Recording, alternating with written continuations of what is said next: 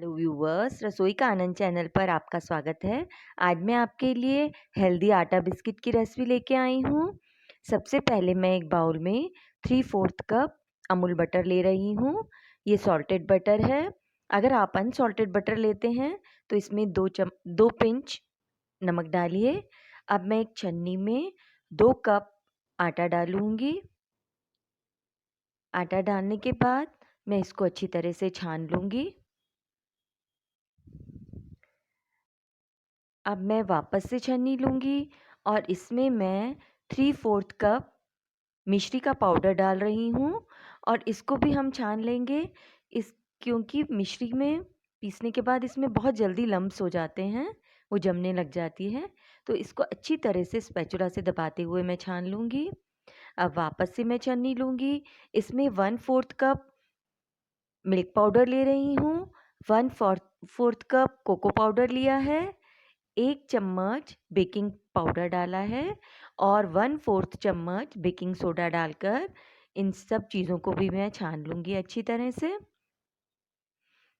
अब इनको मैं हल्का सा ड्राई इंग्रेडिएंट्स को मिक्स कर दूँगी ताकि सब अच्छी तरह से कंबाइंड हो जाएं। अब इसके अंदर मैं 6 ड्रॉप्स वनीला एसेंस डाल रही हूँ, 6 ड्रॉप्स चॉकलेट एसेंस डाल रही हूँ, जिससे हमारे बिस्किट्स में बहुत अच्छा चॉकलेट का फ्लेवर भी आएगा कोको पाउडर से और इसकी खुशबू भी बहुत अच्छी आएगी वनीला एसेंस और चॉकलेट एसेंस से।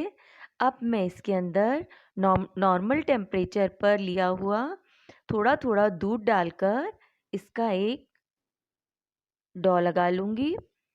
मैंने 1 कप दूध लिया था, लेकिन 3/4 कप ही दूध हमारा यूज़ हुआ है डो बनाने में।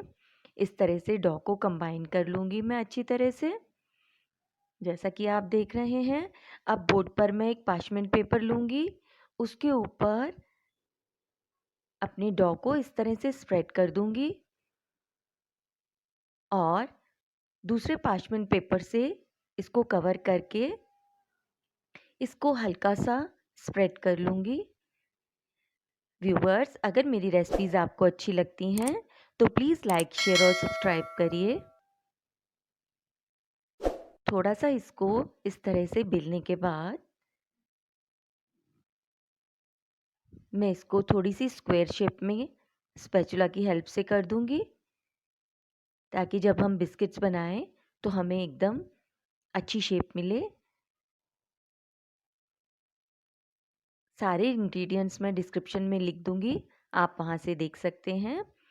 आप घर में ही ये हाइड एंड सीक बिस्किट बनाइए। ये आटे से बनाएंगे तो ये हेल्दी वर्जन रहेगा बच्चों के लिए। इसको इस तरह से अच्छी तरह से कवर करके एक प्लेट में डालकर मैं फ्रिज में रख दूंगी आधे घंटे के लिए। आधे घंटे के बाद हम इस तरह से इसको निकालेंगे और मैं इसको 2 पार्ट में डिवाइड कर दूंगी। एक पार्ट को मैं बोर्ड पे ले लूँगी और दूसरे पार्ट को वापस से मैं फ्रिज में रख दूंगी। अब इसकी एक स्क्वायर शेप देने के लिए मैं वापस से पार्चमेंट पेपर इसके ऊपर लगाऊंगी और इसको पतला बेल लेंगे। बहुत ज़्यादा पतला भी नहीं करना है, बिस्किट के हिसाब से हमें इसको बेलना है। इस तरह से थोड़ा थोड़ा स्पैचुला से साइड को मैं इस तरह से करते जाऊंगी ताकि एक डॉ की हमारी अच्छी शेप आ जाए। अब इतना स्प्रेड करने के बाद इसके ऊपर मैं चोको चिप्स लगाऊंगी। पूरा अच्छी तरह से चोको चिप्स को पूरे बैटर में मैं स्प्रेड करूंगी जो हमने बेला हुआ है। अब वापस से इसके ऊपर पार्चमेंट पेपर लगाऊंगी और हल्का सा इसको बेल देंगे ताकि चोको चिप्स इसके अंदर अच्छी तरह से सेट हो जाएं हमारे डॉ में। इसको अब मैं स्क्वायर पीसेस में काट लूँगी।